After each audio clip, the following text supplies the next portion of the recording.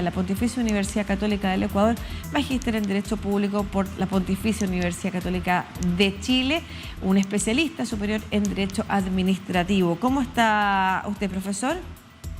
Buenos días, doña Luz María. Un placer estar con usted, con todos los amigos de DNews. Muchas gracias. Lucía, por acá. Estamos desde, efectivamente, Santiago de Chile, transmitiendo para toda Latinoamérica a través de DNews. Profesor, le quiero consultar sobre las acciones que ha tomado la Corte Constitucional. Sabemos que, efectivamente, la Constitución ecuatoriana le permite, durante este periodo de muerte cruzada, al presidente Guillermo Lasso gobernar por decretos, pero son algunos decretos. Lo interesante en el pronunciamiento de la Corte es que le pone cierto límite o cierto marco mediante el cual efectivamente los decretos se pueden llevar adelante. ¿Cuál es su opinión al respecto de estos pronunciamientos? Efectivamente, como usted lo ha dicho, una vez disuelta la Asamblea, al carecer de órgano legislativo, el constituyente consideró que en los casos de urgencia económica, el presidente de la República pudiese dictarnos decretos ley, pero le impuso una serie de restricciones, unas materiales, como hemos visto, es decir, la urgencia de la legislación y la materia exclusivamente económica, y una limitación formal, que estos decretos tengan control preventivo y obligatorio de constitucionalidad. Esto último, que suena tan fácil, es una cuestión muy compleja. En primer lugar, porque ni la ley de garantías ni la ley de la función legislativa regulan adecuadamente el instituto. ¿Por qué le digo esto? Porque en otros casos de control previo en Ecuador, a la Corte Constitucional, por ejemplo, se le imponen plazos para resolver. Las consultas populares, 20 días, en los tratados internacionales, 30 días, y si la Corte no expide la decisión dentro de esos plazos, se entiende que, de pleno derecho, el proyecto de tratado o el proyecto de consulta popular son conformes a la Constitución. En este caso, no hay plazo, con una agravante. La legislación urgente solo se puede dictar en el periodo de clausura del órgano legislativo. Por lo tanto, si es que vamos a elecciones el 20 de agosto, se elige un legislativo, el que debe ser posesionado dentro de los 15 días posteriores a la proclamación de resultados, ¿cuál sería la utilidad de tener en ese momento un dictamen de la Corte?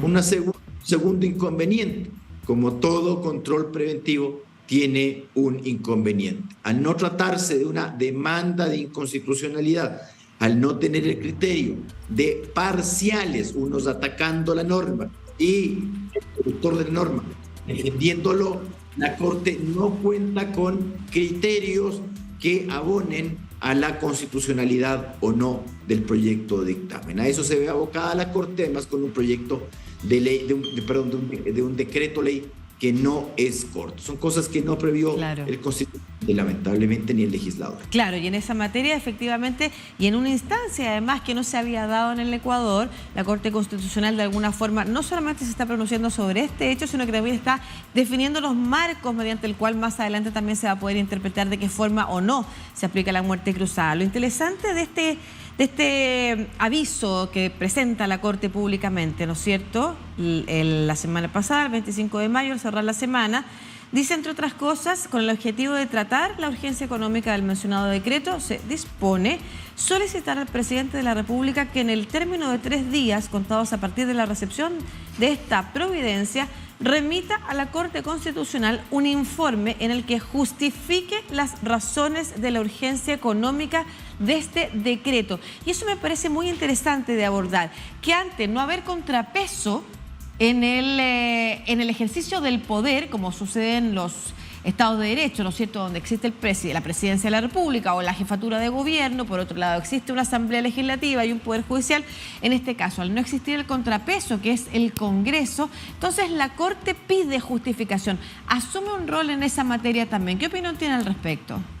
Bueno, el rol de la Corte se está quedando hasta aquí, por lo visto, dentro del ámbito del control de constitucionalidad. Entonces, lo que le está pidiendo el jefe del Estado básicamente son las dos cosas previas que le comenté. Primero, dígame, presidente de la República, si en realidad era urgente la legislación que usted plantea, porque ¿no? Usted lleva en el poder 2 años y sería llamativo que usted aproveche una disolución parlamentaria para, a través de este mecanismo, presentar esta famosa legislación que no sabemos si es urgente. O sea, a ver, ¿cuál es la necesidad de hoy día? ¿Por qué no lo hizo cuando el Congreso, cuando la Asamblea estaba funcionando, y por qué no presentó el correspondiente proyecto de ley? Los proyectos de ley, tal como ocurre en otras naciones, se les puede calificar la urgencia.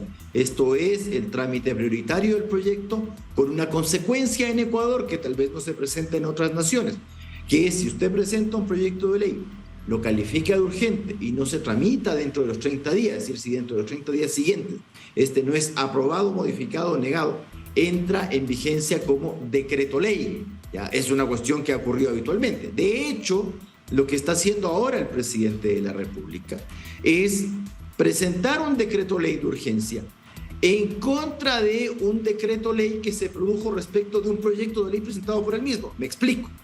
Cuando el presidente Lasso asume la presidencia de la República hace 2 años, el 24 de mayo de 2021, uno de sus primeros proyectos de ley fue un proyecto de ley tributario, proyecto de ley en el cual se aumentaba una serie de impuestos, especialmente la forma de cálculo del impuesto a la renta, que afectó mucho a la clase media, es decir, los rangos medios de liquidación del impuesto a la renta fueron los más afectados.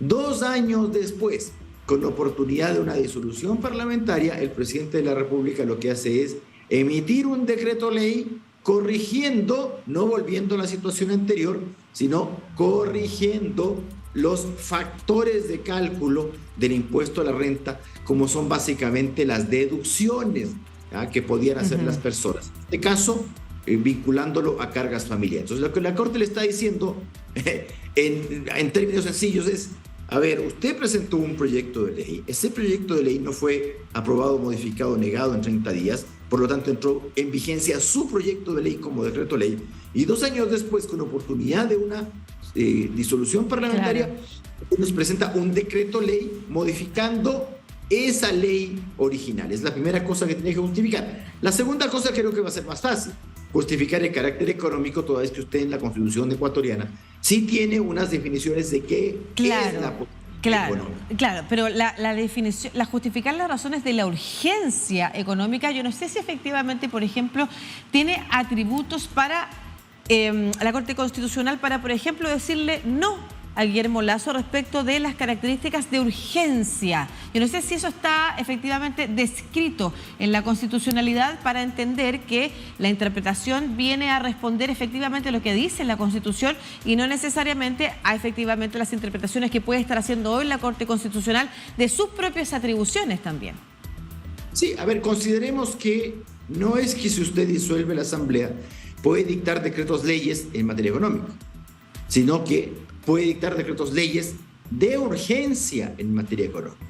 Ahora, hay una serie de parámetros que el derecho económico le da a usted para justificar la urgencia, que no es simplemente el hecho de no haber presentado ese proyecto de ley durante los 2 años anteriores, sino de las necesidades que se le presentan en este momento precisamente respecto de este proyecto. Pero por eso la pregunta específica que le hago es: las características que definen la urgencia, ¿están estipuladas entonces y sigue siendo parte de la Corte Constitucional solo ver si efectivamente se dan en este escenario? No hay que hacer una interpretación de lo que se entiende por urgencia o no para el presidente Guillermo Lasso versus cómo entiende la urgencia la Corte Constitucional. Efectivamente, usted tiene toda la razón, pero lo que ocurre objetivamente respecto del decreto ley es que no dice por qué es urgente. Ok, perfecto, ese es el problema.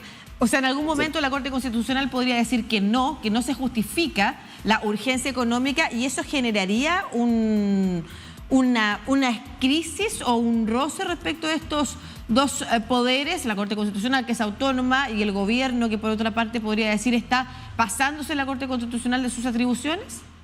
Por supuesto que sí, porque además ya se han presentado dos decretos leyes adicionales respecto de decretos leyes de urgencia económica. Uno específicamente en materia laboral. Entonces, este primer precedente nos va a indicar cómo va a ser el comportamiento de la Corte Constitucional respecto de los 2 restantes decretos leyes. Pero ojo que aquí la cosa no comienza y termina simplemente con que el presidente de la República te diga por qué es urgente este decreto ley, es decir, cuál era la necesidad de presentar este decreto ley ahora.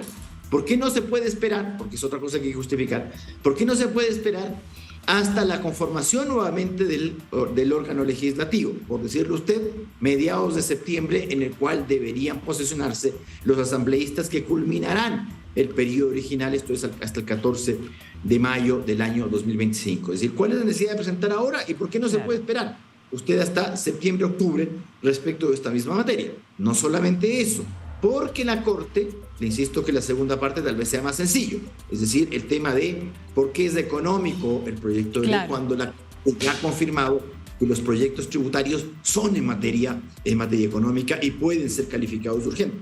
Pero ahí viene un tercer asunto que es muy difícil, que será el análisis artículo por artículo de cada una de las disposiciones para ver si estos son constitucionales o no. Y como le he dicho, doña Lucía, como no tienen plazo para resolver, esta cosa se puede ir dilatando en el tiempo. Es decir, una cuestión que parecía tan fácil sea complicado, porque además las dos leyes de desarrollo no desarrollan el tema. Perfecto, muchas gracias, profesor Rafael Ollarte, doctor en jurisprudencia de la Pontificia Universidad Católica del Ecuador, conversando a esta hora con toda Latinoamérica a través de News para hablarnos de lo que ha señalado la Corte Constitucional ecuatoriana respecto de los decretos y las exigencias que le está haciendo al presidente Guillermo Lasso para justificar los decretos que ha emitido, pero por otro lado también abriendo espacio a la ciudadanía para que presente también sus opiniones al respecto y de esa forma también poder de alguna manera juzgar. Es casi que está o legislar o colegislar, está de alguna manera. Vamos a ver de qué forma termina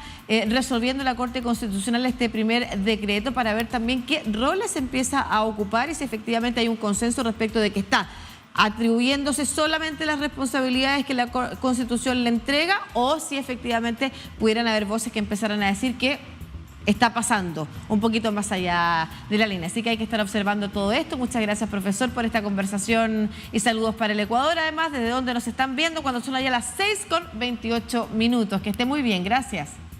Siempre un placer. Un placer. Saludamos a la gente del Ecuador, entonces, que hasta ahora nos ve tan tempranamente, porque la mayoría, por supuesto, a esta hora empieza a prepararse para salir a sus trabajos, sus obligaciones laborales, o, por ejemplo, a quienes estudian también, o quienes tienen que realizar trámites, o a quienes cuidan de otros y de otras. Bueno, que lo hagan en compañía de DD News y así seguirán informados de lo que ha pasado este fin de semana también y de lo que va a pasar durante esta semana con el análisis en profundidad que hacemos durante toda la jornada. Nos vamos a la primera pausa de las transmisiones.